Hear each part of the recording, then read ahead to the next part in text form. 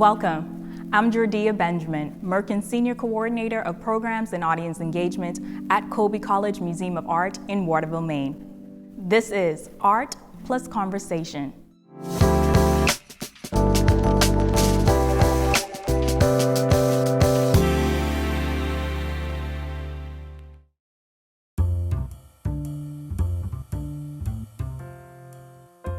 Art plus Conversation is the museum's multimedia program where we invite museum staff, Colby faculty and students, and external scholars to be in conversation surrounding works on view, current exhibition, and works from our collection.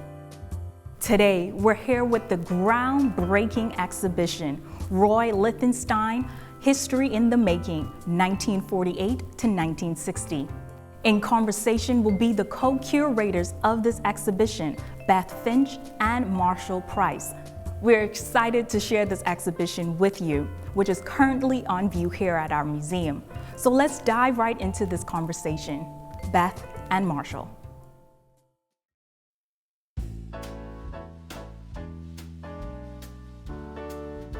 Welcome. It's great to see you, Marshall. Thanks, Beth. Good to see you too.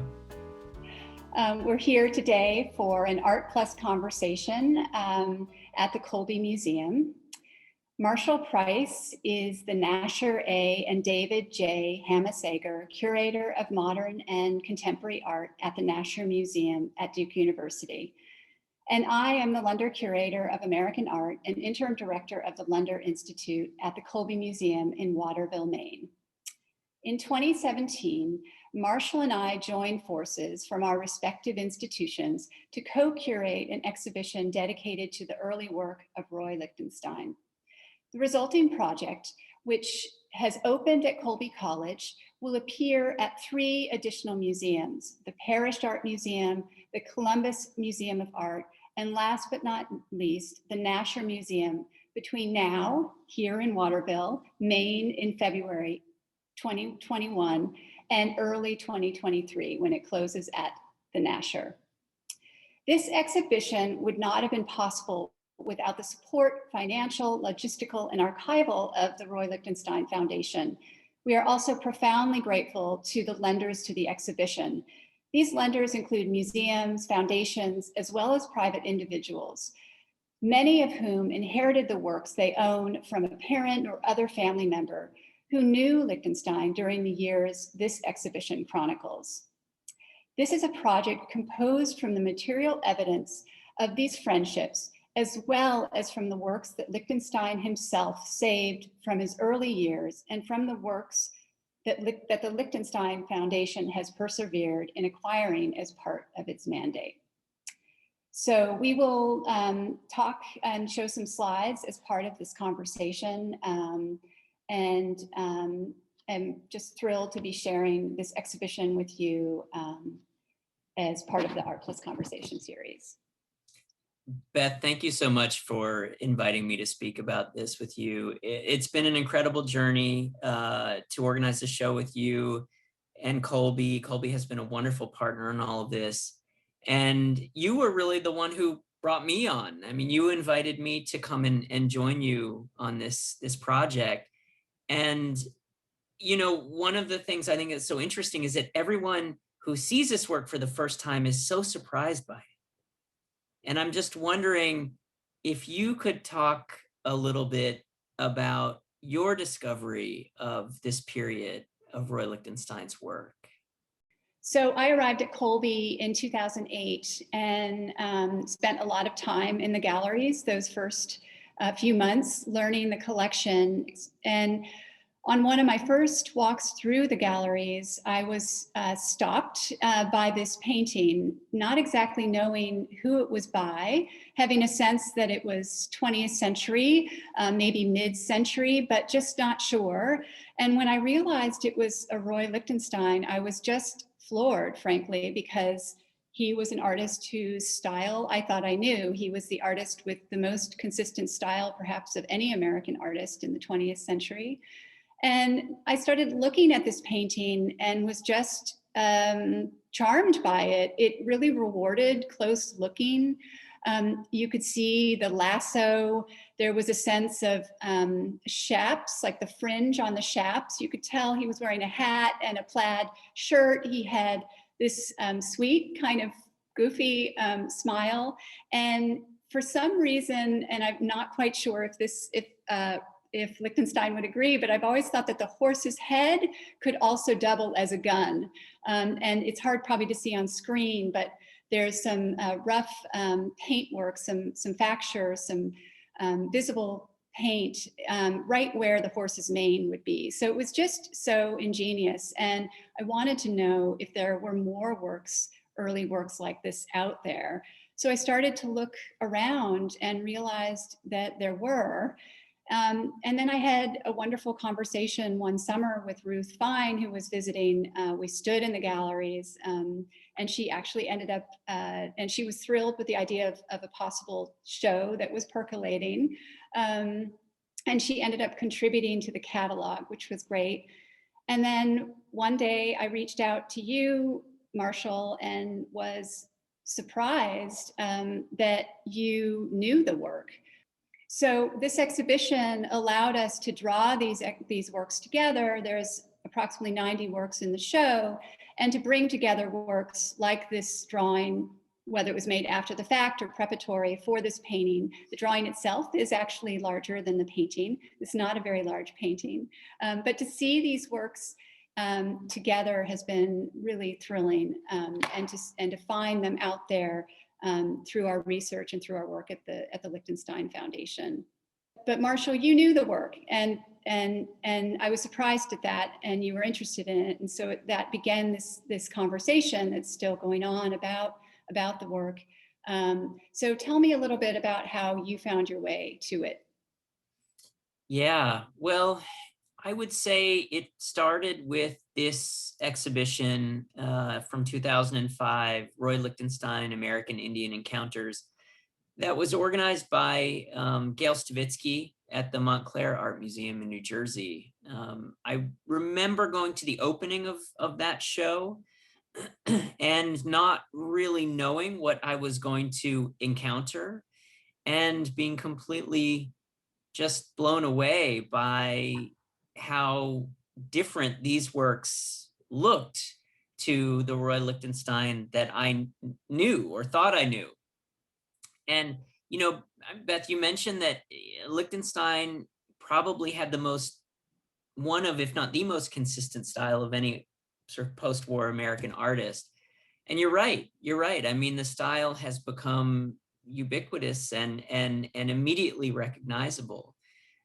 So it sort of led me to investigate a little bit more. And it also, I think, speaks to this notion that, you know, artists always have multiple chapters in their lives, in their careers. And just because they might be known for one specific thing or one specific style does not mean that that there aren't other stories to be told. And I think our exhibition helps to do that. Right, and this particular exhibition, I think it did bring the early work to light in ways that it hadn't been before. It had been included in little bits and pieces in other exhibitions. But I think this exhibition also had a tendency to focus so much because of its specificity. It looked at his Native American series that became to be kind of connected with how people thought of the early work. I think that was one effect of this particular project. Just going back to this early work at Colby, it also struck me at that time around this idea of a continuity of an artist's work. At the time that I arrived here in 2008, we asked the artist David Sally to write about the work for a collection catalog. And he says at one point in that essay, and I'm paraphrasing, that this would have been the Lichtenstein if he had never seen a comic book.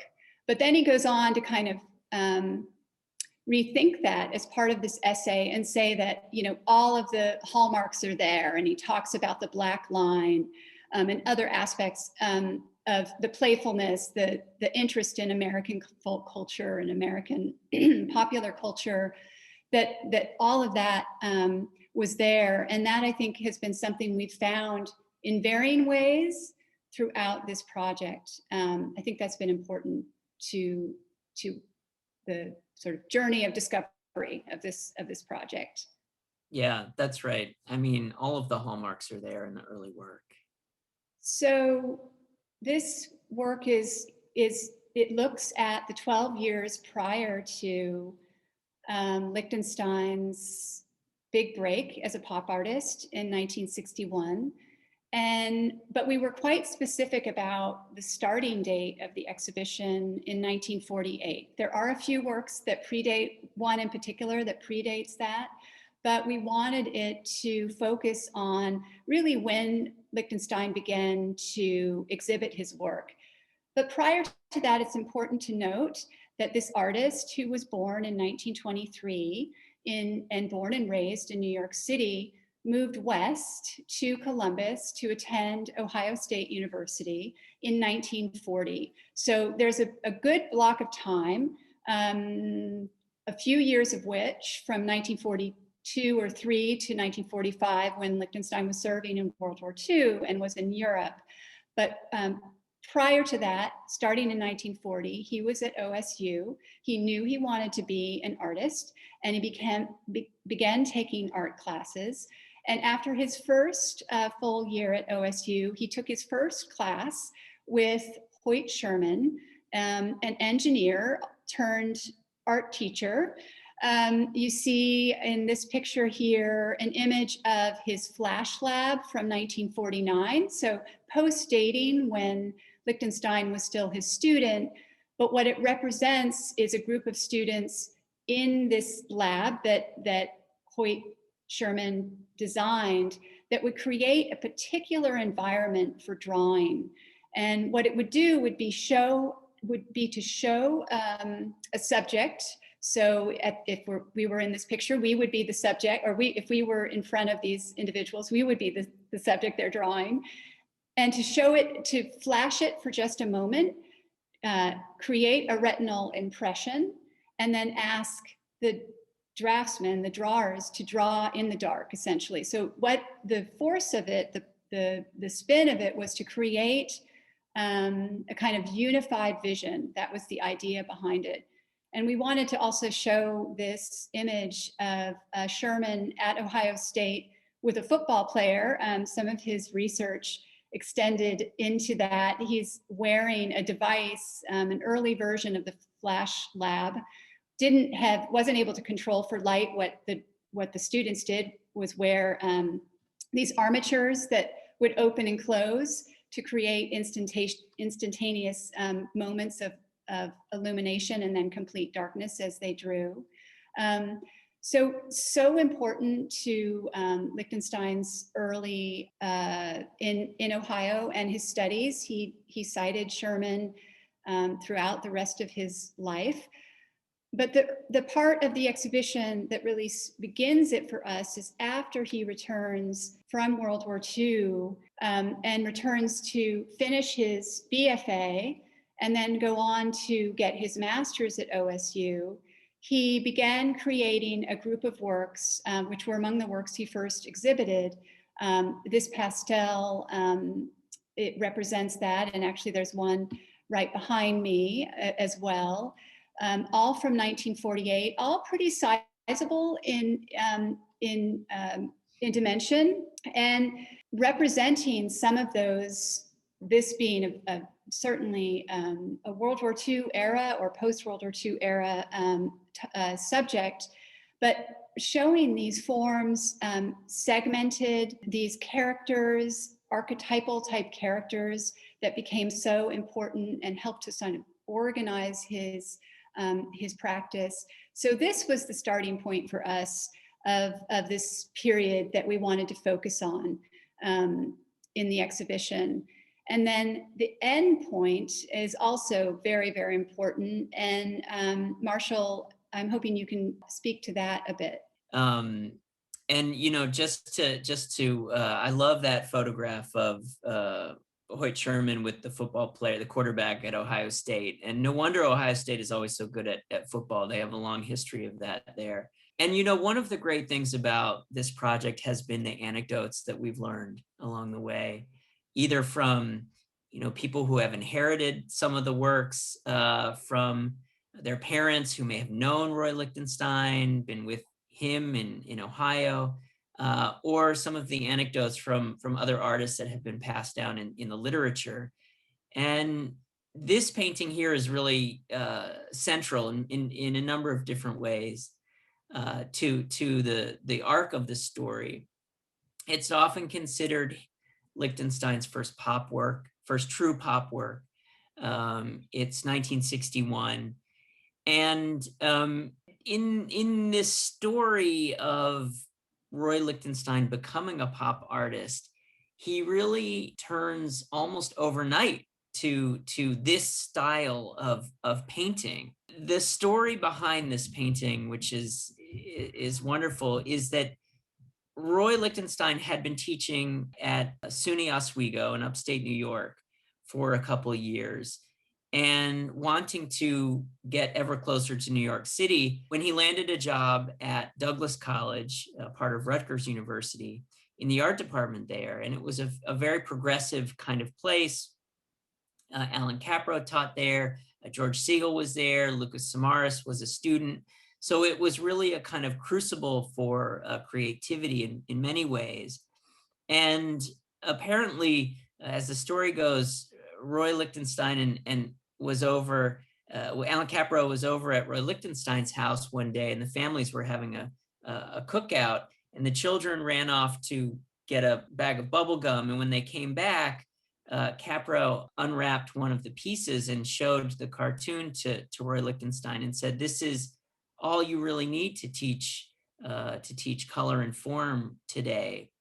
And Roy apparently smiled wryly and directed Capro to look at some of his most recent work, which had yet to be seen by the public. And this painting was part of that group. So that was really quite an inflection point for not only for the artist, but for post-war art in general. Right, and that transition from Ohio, these years in Ohio, and then gradually, being in upstate New York, and then in New Jersey is also part of this. But the vast majority of the time was in Columbus and then Cleveland, and then in the late 50s, this transition back east as part of this story. So Roy Lichtenstein, the pop artist, made very few, I really only know of one, self-portraits. But as a young artist, he made quite a few self-portraits. We have a number of them in the exhibition, 2 drawings, one that's debatable. It's a Paul Bunyan drawing that looks a lot like Lichtenstein. And then these two paintings, both made almost contemporaneous. So the work on the left, the Night self-portrait from around 1951, and then one made in that year or thereabouts, perhaps slightly later, very, very different in style. So what's fascinating about this is an artist who's trying on different identities and who is using humor to a certain degree, playing in a sense a little bit of the Joker figure in this. The Night self-portrait, Lichtenstein had begun looking at, he looked at the Bayeux Tapestry, so he was looking at medieval art.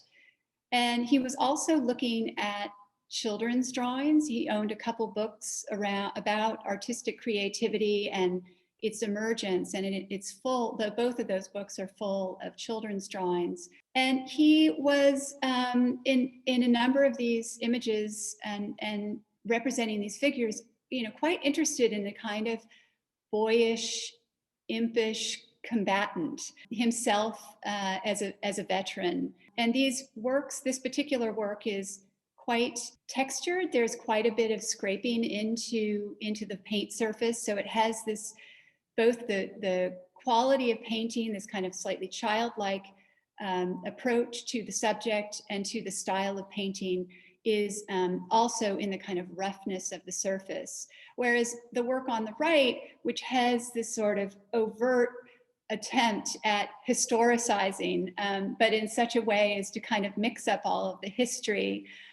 So he's got a bowler hat and this kind of mannequin-like face. He has a traditional easel. He was actually at that point, I believe, already using his own handmade easel that allowed him to manipulate paintings in various directions. And then in the background, the stained glass. And in the neighborhood he lived in Cleveland at this point, there was quite a bit of this stained glass actually right near his apartment. So this mishmash of historical styles at a moment when at mid-50s, modernism was all the rage, and of course, and modern style. And so sort of overtly playing against what might be expected. And then to try it in this a friend described this as his Renaissance portrait. So that, is debatable in terms of the variety of everything from arts and crafts to a 19th century bowler hat. But it definitely has that kind of, that playful quality. I mean, this comparison is so great because the works are executed within a year or two of one another, right? I mean, would you say, Beth, that, the night self-portrait also illustrates his interest in kind of myth and mythology? And I mean, I'm sure he was interested in sort of King Arthur and the Knights of the Round Table, whereas the other self-portrait at an easel feels to me almost like he's putting a flag in the ground and staking a claim as an artist, very much looking at some historical precedents for at least the composition of the painting.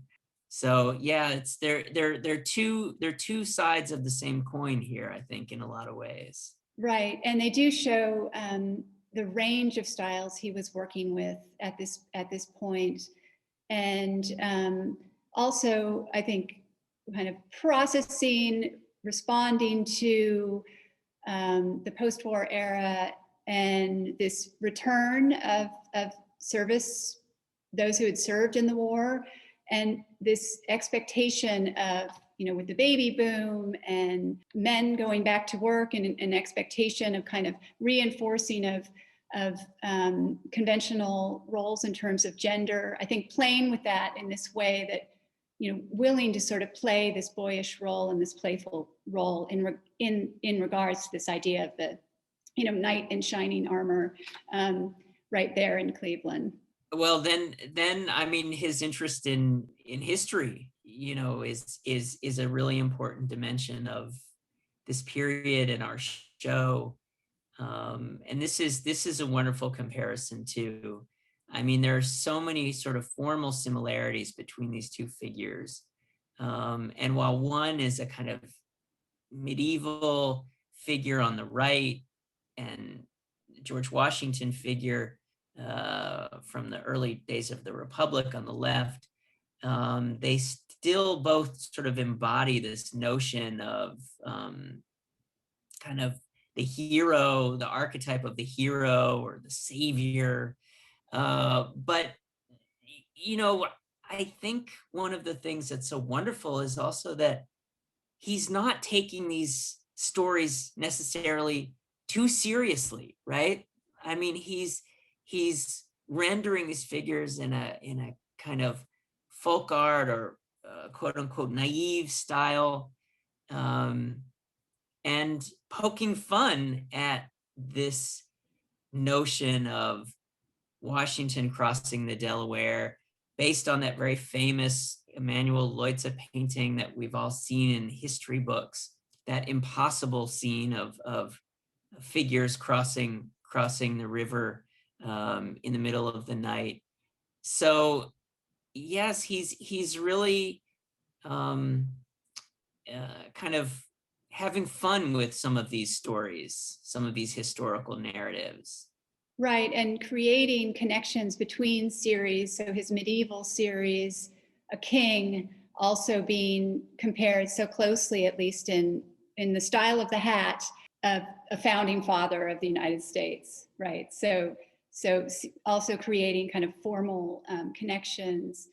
And just as he's painting this very naive style, he's also working carved wood. So we have a number of sculptures in the exhibition, and this sculpture and a number of others are in all likelihood made from some sort of cast off furniture. So chair legs and so forth that he was gathering as cast-offs from his wife, Isabel Lichtenstein's business as an interior designer. And Beth, one other thing I'll say about Washington crossing the Delaware, and you alluded to this in the very beginning, is that it's one of the earliest examples of appropriation, of his use of appropriation, which, as we know, is a hallmark of pop art and his later style.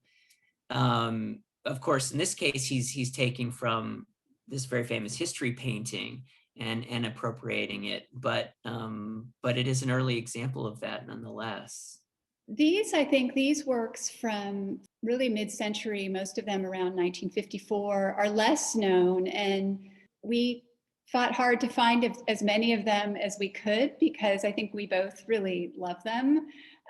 This is the largest of them. It's quite sizable, but it's based at the Flint Institute of Arts. I think we both felt that this moment was a transition. So after a period of kind of looking at archetypes and this idea of a mythic America, often approached with quite a satirical gaze, Lichtenstein began looking at machine parts, painting them in such a way that this abstraction began emerging. Of course, it's mid-century and abstraction is very much in the air, but he gets at it from these very specific bits of matter that he is actually engaging. He got a part-time gig painting the dials of machines at a factory in Cleveland.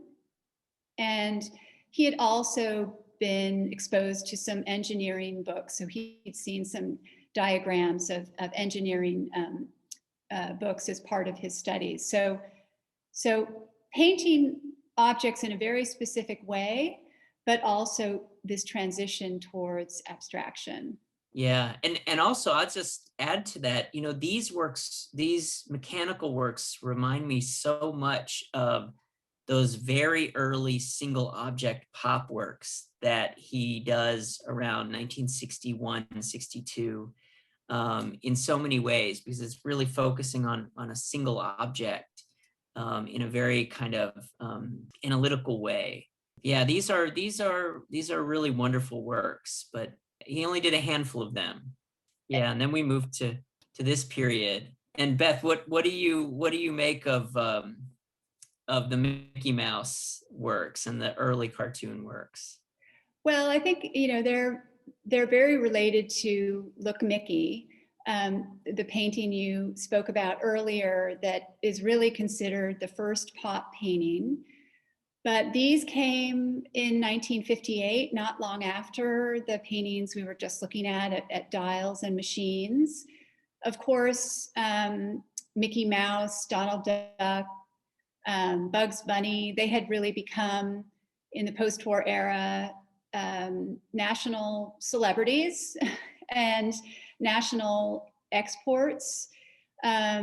Just as Emanuel Lutze was looking at Washington crossing the Delaware in the 19th century and painting it in Germany, there was this fascination with this popular culture aspect of the US context, which really wasn't honestly so different than some of the other material Lichtenstein had been looking at. He had been looking at Life magazine. He generally looked, when he was looking at art history, he tended to often look at, the more sort of standard issue, the textbook, Art Through the Ages kind of book for source material, and very much inspired by printed matter. That's super important. This particular comparison I took pleasure in, because of its gestural quality. It shows Lichtenstein painting slightly later than this particular moment. But you have Mickey with this gesture and in this connection to a window in the background and this very animated figure. This is one of the more colorful ones. We have several in the exhibition, and they're key works. They're the works that I think have traditionally been looked at as really that turning point to pop. There's a few others. There's a lithograph of a $10 bill that's around from this moment as well. But once you begin to kind of scratch the surface, there's ways that you can see sort of the pop impulse throughout the whole practice in some capacity, even when Lichtenstein is looking at, say, the Bayeux Tapestry, which has been compared in its narrative sequencing to the comic book as a form, as a narrative form. Yeah, I totally agree with you. And I would say, these cartoon drawings from around 1958 are the most obvious early examples of him looking at popular culture. Because if we remember also, in the mid 1950s, the Mickey Mouse Club comes on TV. I think it's like 1954, 55. And Roy had 2 young boys in the house at this period. So I'm sure the Mickey Mouse Club would come on TV every week in the house. And so, yes, but you're right. These examples of more sort of subversive examples of appropriating popular culture exist in other works, but these cartoon drawings are the most obvious ones. The other thing I would say about these that I find really interesting is the way in which they're drawn, the expressiveness. They're very expressionistic, we could say. And it's, I think, part of what was happening out there in the art world, beyond just, popular culture. That expressionistic line is very abstract expressionist in many ways. Since we're here with this image, maybe we'll talk a little bit about what we're seeing here, which is Lichtenstein using this technique that he pioneered to load up a rag with colors in kind of strips of colors, and then to drag it across the canvas in this very distinctive way that, well, here in Maine, we've been soaking up the color. It's February. So that was one of the things that just kind of knocked us off our feet when these works came out of the crates, was to just see the beauty of the color, but also the way that the colors are shown in these kind of alignments. And maybe I'll move forward. And Marshall, you may want to say more on the technique if I didn't cover it well enough, but you can really see those strips of color and a certain remove, right? It's expressive and it's gestural, but there's a mechanism. Interestingly, there's a kind of machine, right? At some level, or at least a technique or a technology being used to create these marks. Yeah, it's really important to remember that for artists of Roy's generation, I think even though they were one generation younger than the sort of first generation abstract expressionists, they undoubtedly felt like they had to engage with it on some level because it had been so sort of universal. I mean, to the point where by the late 1950s, there was a crisis within the movement. And the thing that fascinates me most about these abstract works, these late works, the ones that he does just before he turns to pop, is the way in which they are a kind of repudiation of abstract expressionism. And even though they adopt a kind of similar expressionistic gesture, you're right, Beth, that technique of loading multiple colors onto a rag and essentially dragging it across the canvas removes the personal touch of the brushstroke of the artist's hand, and in a sense depersonalizes that brushstroke, right? And for the previous generation, the brushstroke was one's signature. It embodied one's very being, in a sense. If we think about Jackson Pollock, Franz Kline, Mark Rothko, how each of them had such distinctive touches. And in one sort of swipe of the rag, Roy was almost sort of wiping that away.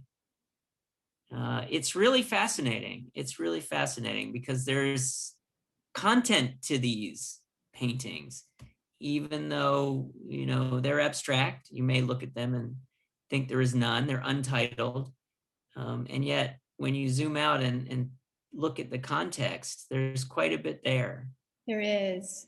I also have been thinking about how these kind of, I see them having a connection to some of the early works where Lichtenstein was playing with the marks of children, and how, you know, very young drawers draw in these patches of color sometimes. And I see them connected that way. It was actually a topic as they came out.